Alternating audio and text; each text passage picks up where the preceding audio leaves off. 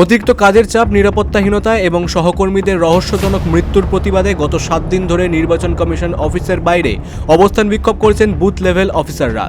আজ সেই আবহ উত্তপ্ত হয়ে ওঠে যখন বিরোধী দলনেতা শুভেন্দু অধিকারী বিজেপি কর্মীদের নিয়ে কমিশন দফতরে উপস্থিত হন।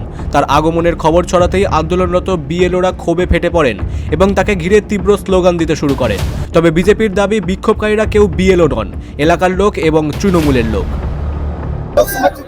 এরা বিরোধ করছে, ওখানে ধর্ণা দিচ্ছে। আজকে 8-10 দিন হয়েছে ধর্ণা দিচ্ছে, রাস্তা বন্ধ করে। 144 আছে, 144 এর মধ্যে মঞ্চ বানিয়ে রাস্তা বন্ধ করে ওরা ওখানে ধর্ণা দিচ্ছে। কিন্তু যেই বিএলও কাছে আমরা এসেছি, আমরা বিএলও এগেন্সে কিছু বলতে আসিনি। বিএলও থেকে নিয়ে মিথ্যা বিএলও নাম করে আর মঞ্চ বানিয়েছে। কোনো বিএলও নেই, এরা বিএলও নেই, কিন্তু আমরা লোকের লোক তো চিনি, বিএলও নেই কেউ। সব পার্টি কর্মীরা, সব পার্টি তৃণমূল কর্মী। প্রতিটা বৈধ ভোটার তাকে নাম সুনিশ্চিত করতে হবে, জোর করে চাপিয়ে দেওয়া যাবে না। 2002 সালে নাম আছে, অথচ বিএলও একটা নাম হচ্ছে না। তাহলে সেই সব যারা আমরা বিএলও আমাদের সহকর্মীরা আছে, তাহলে আমাদের উপরে ভোট করবে করে ওই সাধারণ মানুষ ভোটার যদি বাদ যায়, সেই জন্য সময়সীমা বাড়ানোর দরকার আছে।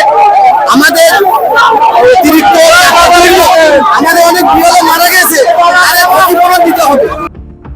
আন্দোলনকারীদের স্পষ্ট বার্তা, দাবি দেওয়া না মানা পর্যন্ত তাদের আন্দোলন চলবে।